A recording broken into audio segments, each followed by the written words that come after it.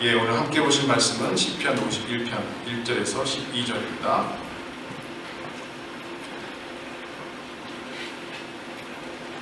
예, 구약성경 시편 51편 1절에서 12절 말씀을 저와 여러분이 한 절씩 교독하시겠습니다. 성경 있으신 분 찾아주시고 또 없으시면 앞에 스크린을 보시고 함께 한 절씩 읽겠습니다. 하나님이여, 주의 인자를 따라 내게 은혜를 베푸시며 주의 많은 긍휼을 따라 내 죄악을 지워 주소서.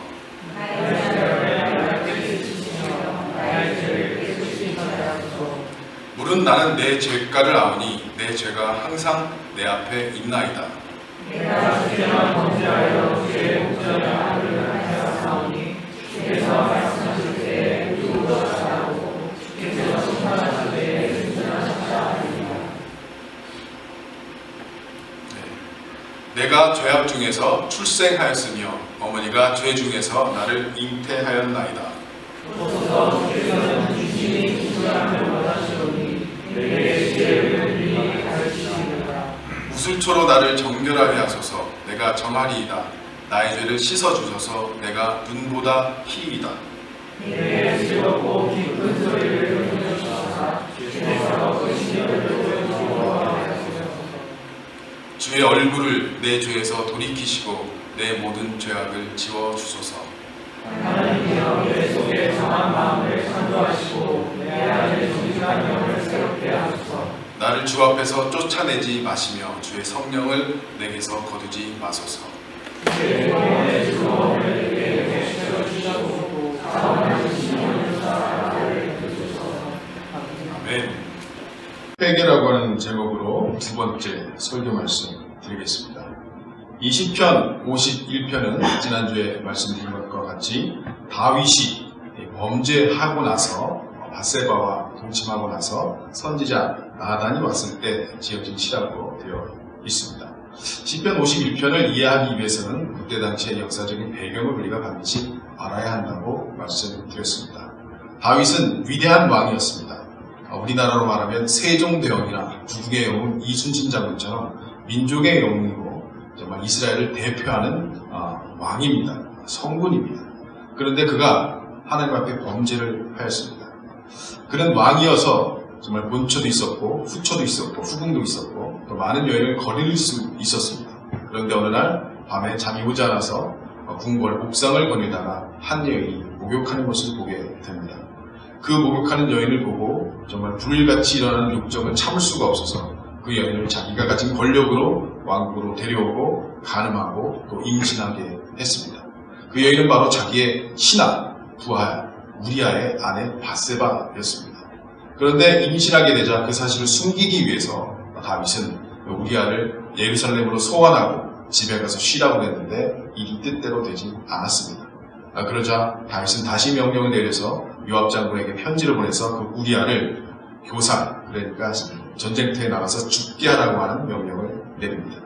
그래서 그 신하 우리아는 죽게 되었고 장례가 끝난 후에 밧세바를 자기 궁궐로 데려와서 후초로 삼았습니다. 그 일이 계속 1년 이상 진행되는 동안 우리가 알아야 할 것은 다윗은 어떠한 죄책감도 자기 자신에 대한 죄의 자각을 느끼지 못했다라고 하는 것입니다.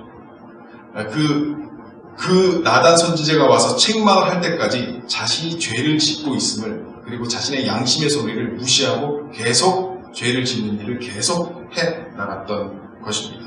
우리는 시편 51편을 통해서 우리가 알아야 할 것은 우리가 그리스도인이 될 때, 우리가 하나님의 자녀가 될 때 반드시 거친 몇 가지 단계가 있는데 그것은 필수적인 단계가 나타나는 것을 우리는 시편 51편을 통해서 알 수가 있다고 하는 것입니다. 사람이 자신의 죄를 깨닫고 확신할 때 필연적으로 밟게 되는 몇 가지 단계와 과정이 있다고 하는 것입니다. 그 첫 번째는 자신이 죄를 지었다는 사실을 깨닫고 시인하는 단계입니다.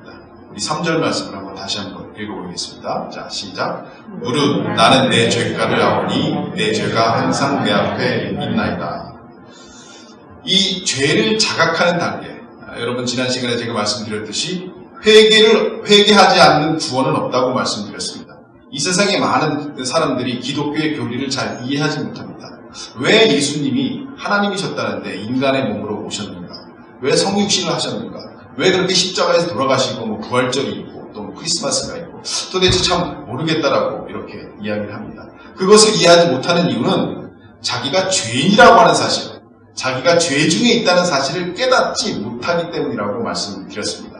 여러분 중에서 어릴 때부터 교회를 다니고 어릴 때부터 신앙 안에서 자라나고 목회자의 가정이나 장로님의 가정에서 정말 잘 자라서 이렇게 교회를 지금도 열심히 다니면서 봉사하고 있을지라도 자기가 죄인이라고 하는 사실을 깊이 깨닫지 못하고 하나님 앞에 통회하고 회개한 사실이 없다면 여러분은 예수님과 아무런 관계가 없을 수도 있다라고 하는 것입니다.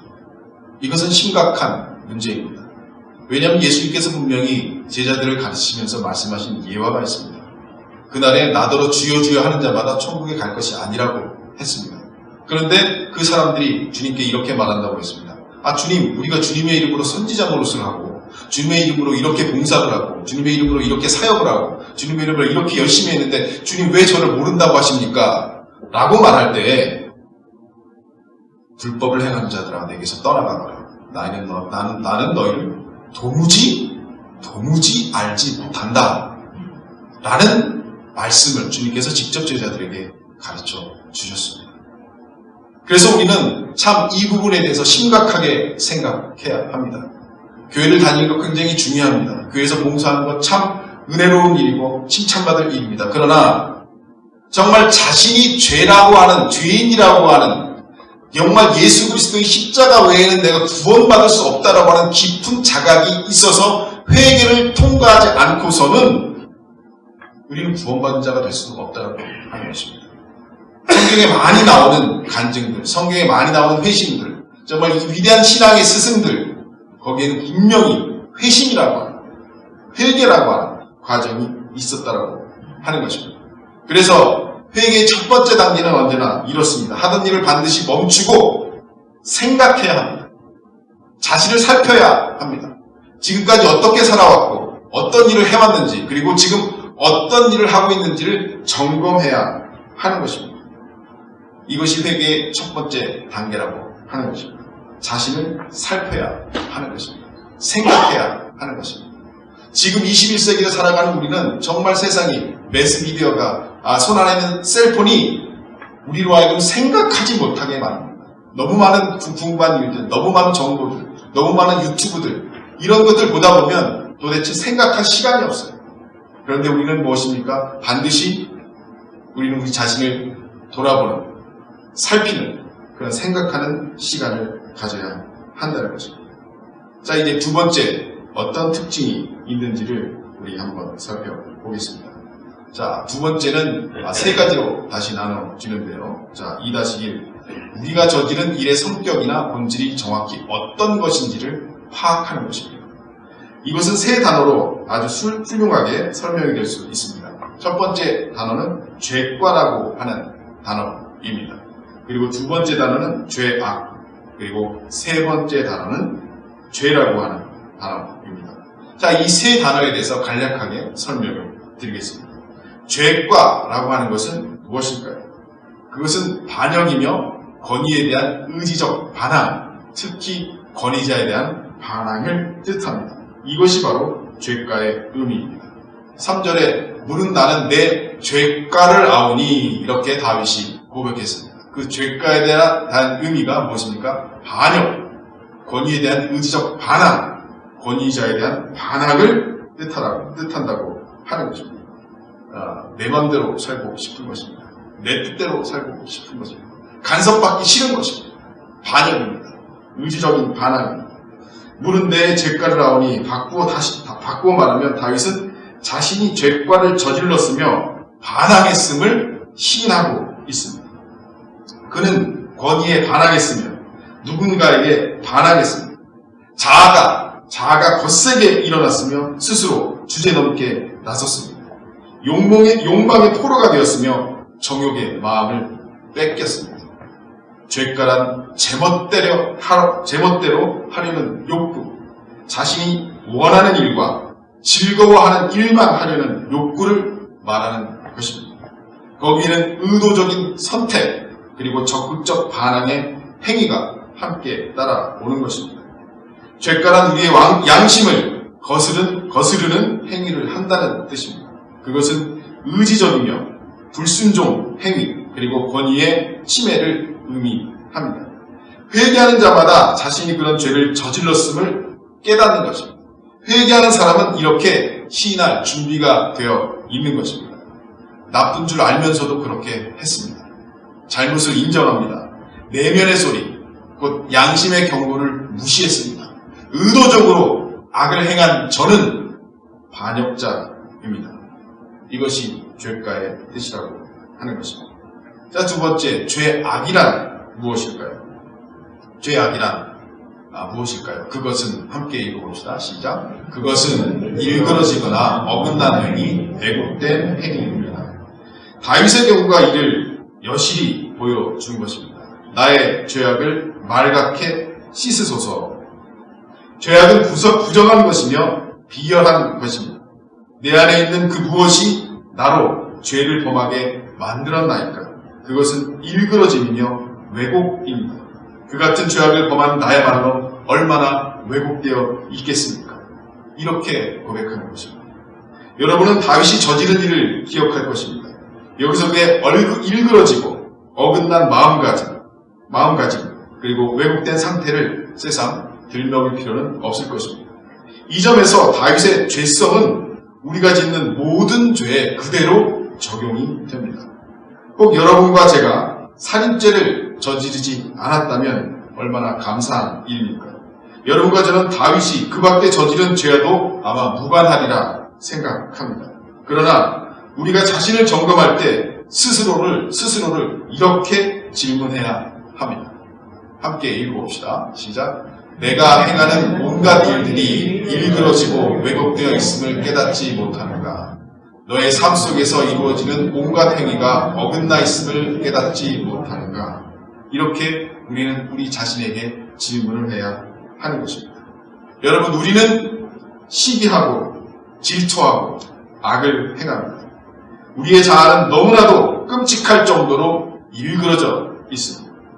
어떤 사람에게 저주가 임하기를 빌기도 하고 또 어떤 사람이 잘 되는 것을 배아파합니다. 그런 생각은 그릇되고 어긋나고 일그러지고 정말 추하고 사악한 것입니다. 이것은 죄악입니다. 그리고 우리 가운데 그 죄악에서 자유로운 사람은 아무도 없다는 것입니다. 자신 안에 왜곡된 성향이 있어서 어떤 행동을 하든지 그것이 이처럼 끔찍할 정도로 일그러지고 왜곡된 결과를 낳는다는 사실을 부인할 수 있는 사람이 있겠습니까? 마지막으로 죄에 대한 단어를 한번 살펴보겠습니다. 죄란 도대체 무엇일까요? 죄는 관역을 빗나가는 것입니다. 이렇게 화살 쏠 때 관역이 있죠. 관역을 빗나가는 것이 죄라는 원어적인 뜻입니다. 꽤 멋진 표현입니다. 그렇다면 관역을 빗나간다는 것은 무엇일까요?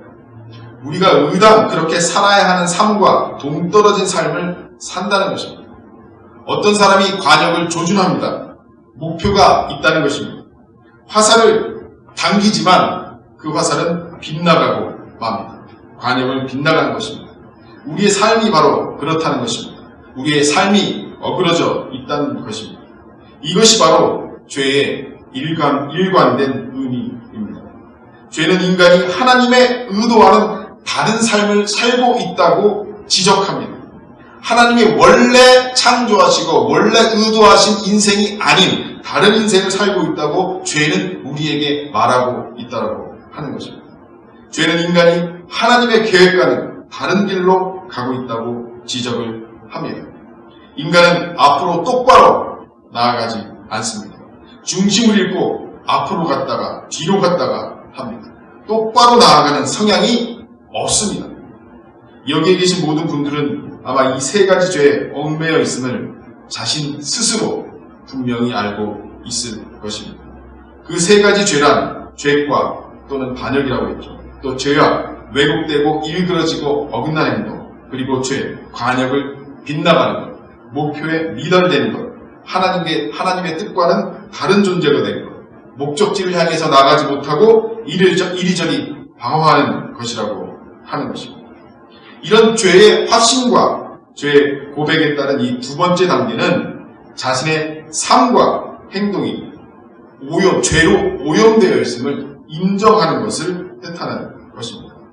자, 두 번째 2-2는 인간은 자신의 삶과 행동이 하나님의 목전에서 그분의 뜻을 거스르고 있음을 깨닫고 고백하게 됩니다. 4절 A 전반절을 함께 읽어보시겠습니다. 시작. 내가 주께만 범죄하여 주의 목전에 악을 행하였사오니. 자, 여러분, 다윗이 내가 주께만 범죄하여 주의 목전에 악을 행하였다고 하는데 한번 생각해 봅시다. 다윗이 하나님께만 범죄했습니까? 누가 보더라도 이 다윗의 고백은 잘못된 것이 아닙니까? 다윗은 누구에게 범죄했죠? 첫 번째는 그 여인에게 범죄했습니다. 바세바에게 범죄했습니다.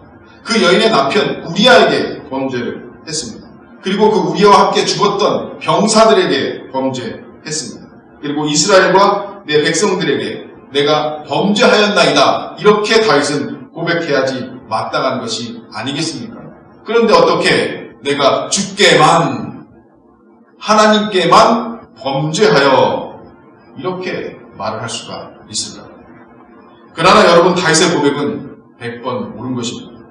그는 여러 사람에게 죄를 지었음을 부인하지 않습니다. 그러나 다윗은 한 걸음 더 나아가 자신의 행위가 단순히 행위 그 자체로 끝나는 것이 아님을 깨닫습니다. 그는 자신의 소행이 여러 사람에게 영향을 미치고 그들을 연루시키는 것으로 끝나는 것이 아니라 본질적으로 주님에 대한 범죄임을 인식합니다. 여기서 양심의 가책과 회개의 본질적인 차이가 드러나게 되는 것입니다. 여러분, 우리가 회개할 때 양심의 가책을 느낀다라고 하는 그 양심의 가책을 느낀다는 것과 회개하라고 하는 것은 같은 것이 아닙니다. 그리스도인이 아닌 사람은 오해할 수가 있어요. 양심의 가책을 느껴서 내가 잘못했구나 라고 느끼는 것을 회개라고 생각할 수 있습니다. 양심의 가책으로 괴로워하는 사람은 자신이 잘못했음을 깨닫습니다. 하지만 자신의 잘못이 하나님께 대한 범죄임을 깨닫지 못한다면 그는 회개하는 것이 아닙니다. 그렇죠? 자신이 잘못했음을 깨닫더라도 그 잘못이 하나님께 대한 반역이고 범죄였음을 깨닫지 못한다면 그것은 회개가 아니라고 하는 것입니다. 왜 그렇게 느껴야 할까요? 이 문제에 대한 답변을 이렇게 한번 풀어보겠습니다. 여러분도 아시다시피 죄란 하나님의 창조 세계를 파괴하는 것이며 인간을 향한 하나님의 뜻을 거스르는 것입니다. 이 문제를 잠정적으로 이렇게 설명하겠습니다.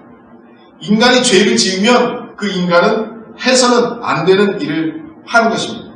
뿐만 아니라 인간성에 반하는 죄를 짓고 그것을 인간성을 땅에 떨어뜨리는 것입니다.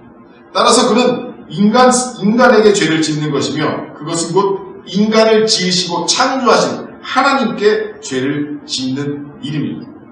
하나님께서는 인간을 흠없는 존재로 지으셨으며 그에 걸맞게 살도록 하셨습니다. 하나님께서는 인간에게 그런 삶을 영위할 수 있는 능력 또한 주셨는데 인간이 죄를 짓는다면 그것은 곧 그분의 기대를, 인간에 대한 소망을 저버리는 것입니다. 내가 주께만 범죄하여 이렇게 다윗은 고백했는데 우리는 하나님께서 우리에게 거신 기대를 다윗과 똑같이 버렸다는 거죠. 하나님이 우리를 향하여 품고 있던 그 소원을, 그 기대를 무시했다라고 하는 것입니다. 여러분, 자녀를 키우시는 부모님들은 잘 아실 것입니다. 정말 기대하고 그 자녀를 위해서 헌신하고 노력하고 정말 그 자녀를 위해서 나의 모든 것을 아껴서 정말 쏟아부었는데 그 자녀가 부모의 기대와는 달리 어긋났을 때 여러분, 우리는 무엇을 느낍니까? 바로 그 자녀의 잘못이 자신의 잘못된 선택이라 할지라도 그것은 자신의 잘못뿐만 아니라 바로 부모에게 죄를 지은 것과 같이 우리를 향하신 하나님의 목적과 뜻과 계획을 우리가 저버리고 그분의 창조하신 우리의 그 휴머니티, 인간성을 땅에 떨어뜨린다면 우리는 우리의 이웃에게, 우리 자신에게 범죄한 것뿐만 아니라 그것은 바로 누구에게 범죄한 것입니까? 바로 하나님에게 범죄한 것이라고 하는 것입니다. 우리는 죄를 지을 때마다 우리는 하나님의 거룩한 법을 깨뜨립니다. 십계명, 도덕법, 고결한 인간성이라고 하는 보편 개념, 이 모든 것이 하나님으로부터 비롯되었습니다. 우리 모두는 언제나 죄의 존재를 의식하고 있습니다. 우리가 죄과 죄악, 죄를 지을 때마다 우리는 하나님의 거룩한 법과 우리를 위해 세우신 그분의 계획을 파괴하고 있다는 것입니다. 그렇게 되면 점차적으로 우리 안에 있는 양심까지도 파괴되는 것입니다. 하나님께서는 우리 안에 양심을 두셨습니다. 우리가 둔 것이 아닙니다. 우리는 양심이라는 것이 없다면 얼마나 좋을까 하고 생각했을 한 적이 있을 것입니다. 하지만 양심은 우리로는 어쩔 수 없는 것입니다. 내면의 소리가 우리에게 죄를 짓지 말라고 경고합니다. 우리가 죄를 짓는 것은 하나님께서 세우신 규칙을 파괴하며 그분께 죄를 짓는 것입니다. 왜냐하면 하나님께서 우리에게 선을 베푸셨음에도 불구하고 우리가 해서는 안 되는 일을 우리는 하고 있기 때문입니다. 다른 무엇보다도 다윗의 마음을 아프게 한 것은 바로 이것이었다라고 하는 생각이 듭니다. 하나님께서 다윗에게 얼마나 많은 자비를 베푸셨는지 모릅니다. 한낱 목동에 불과했던 그 어린 소년 다윗, 그 소년을 세우셔서 얼마나 큰 위대한 왕국의 왕으로 삼으시고 분에 넘치도록 복을 내려주셨습니다. 그렇기에 다윗은 내가 정말 몹쓸 짓을 했구나 라고 탄식하며 내가 주께만 범죄하여 라고 통회하는 것입니다. 여러분, 우리가 이 세상에 태어난 것은 우리의 뜻이 아니라 하나님의 선물입니다. 그리고 우리는 각자 정말 하나밖에 없는 유일무이한 존재입니다. 하나님께서 우리에게 소나기처럼 복을 쏟아 부어 주셨습니다. 가정을 주시고 가족들에게 사랑을 받게 하셨습니다. 먹을 것과 쉴 것도 주셨습니다. 하나님께서는 이 모든 축복을 거두실 수도 있었습니다. 하나님께서 우리에게 베푸신 그 은혜와 자비가 어디 이뿐이겠습니까? 그런 우리가 하나님께 반기를 들고 있다는 것입니다. 그분께 죄를 짓고 우리에게 베풀어 주신 한없는 선과 자비와 사랑을, 그 기대를 저버리고 있다는 것입니다. 두 번째에서 2-3은 자신이 어떤 변명이나 구실도 내세울 수 없음을 발견하는 단계입니다. 이 4절 하반절 우리 함께 읽어보겠습니다. 자, 시작. 주께서 말씀하실 때 의로우시다 하고 주께서 심판하실 때 순전하시다 하리이다. 예. 이 바꾸어 말하면 다윗은 하나님께 지금 이렇게 토로하고 있는 것입니다.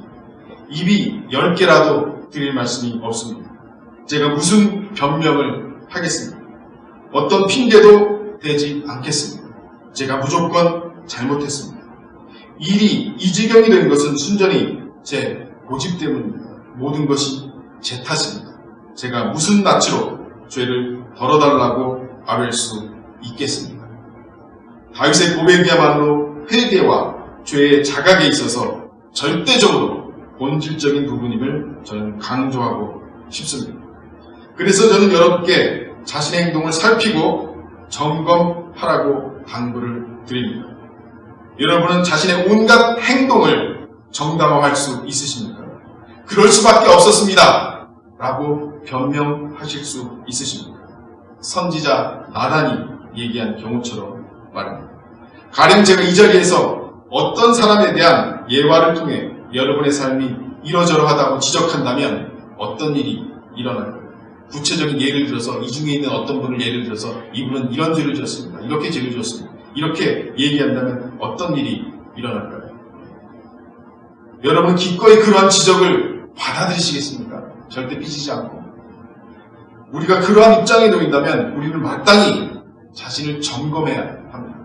다윗은 선지자 나단이 그 얘기를 했을 때 정말 그 선지자 나단을 죽일 수도 있는 위치에 있는 왕이었습니다.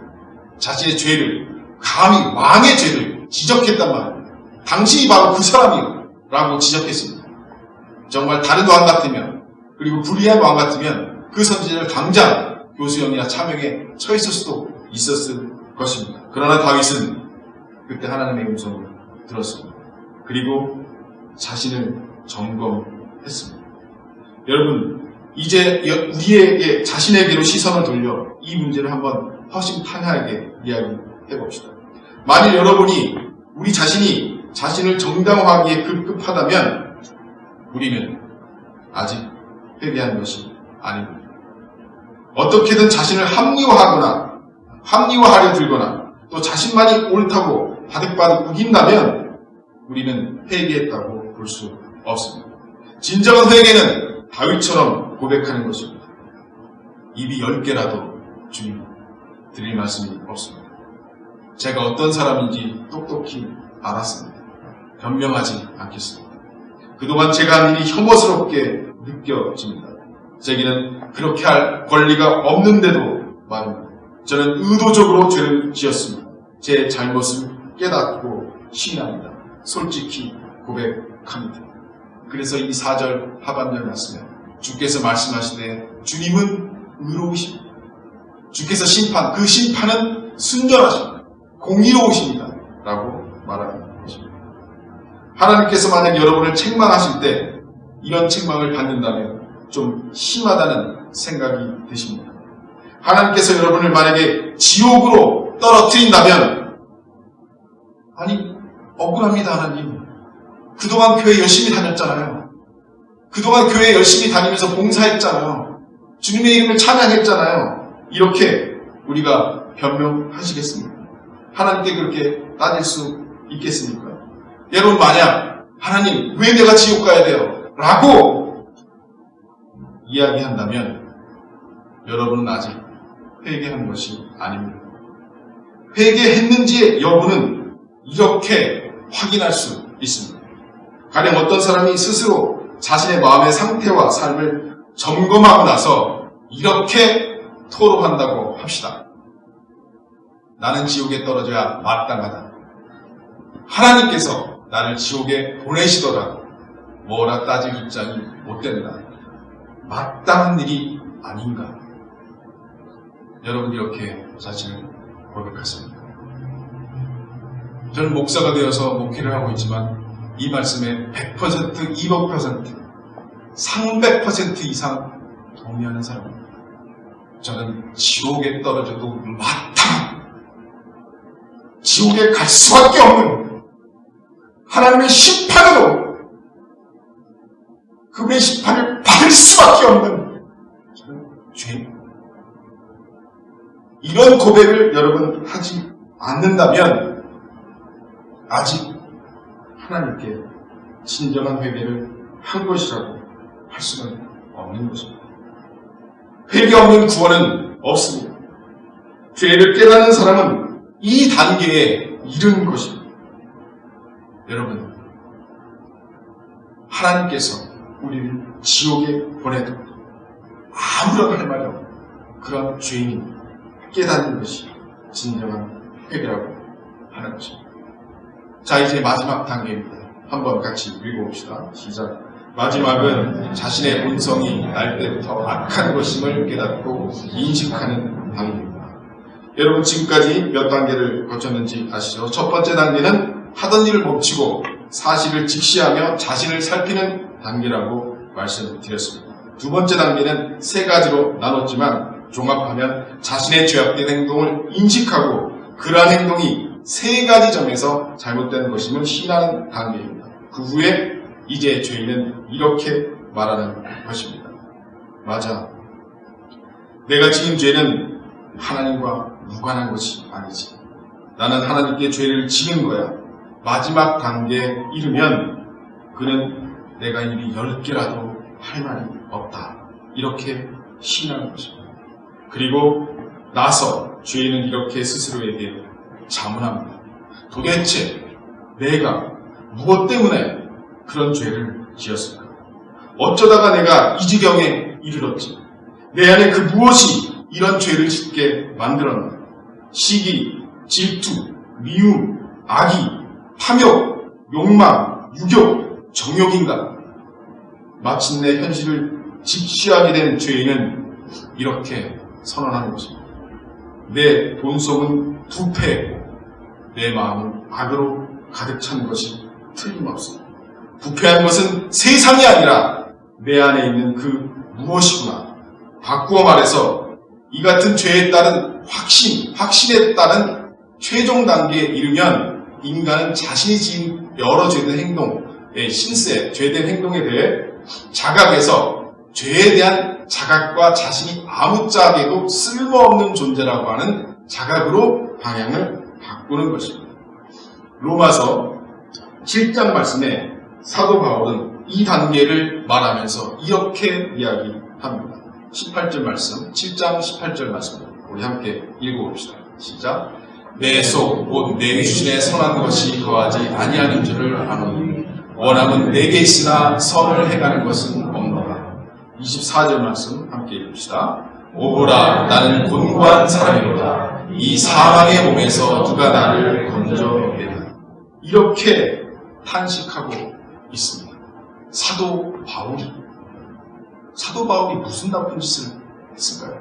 물론 그가 회개하기 전에 정말 크리스천들을 잡아서 죽이는 일에 앞장을 섰었습니다. 그러나 그 이후에 그는 정말 주님께 사로잡혀서 하나님의 나라를 위하여 복음을 위하여 일평생 살았던 사람이었습니다. 그러나 그 사도 바울이 나는 곤고한 사람이다. 사망의 몸에서 누가 나를 건져내. 다시 말하면 내 마음은 부패했구나. 나는 악한 사람이고 내 속은 시커멓구나. 내가 해서는 안 되는 일을 하는 것이 문제가 아니라 나라는 인간 자체가 문제구나. 내 속에서 악한 일을 하기를 갈망하고 있구나 라고 하는 것입니다. 왜 그렇습니까? 악의 달콤한 유혹에 내 마음이 끌리기 때문입니다. 나를 괴롭게 하는 것이 바로 그것이다. 내게는 악을 행하려는 능력이 있고 악을 즐기는 마음이 있구나. 문제는 세상이 아니라 내 마음입니다. 위대한 문학가 셰익스피어는 그의 고뇌를 다음과 같이 이렇게 고백했습니다. 브루터스여, 하늘의 탓이 아니라 우리 탓입니다. 우리가 죄의 노예가 된 것입니다. 그것을 시편 51편에서 다윗은 이렇게 5절 말씀에 고백합니다. 5절 말씀을 함께 읽어봅시다. 내가 죄악 중에서 출생하였으니 어머니가 죄 중에서 나를 잉태하였나이다.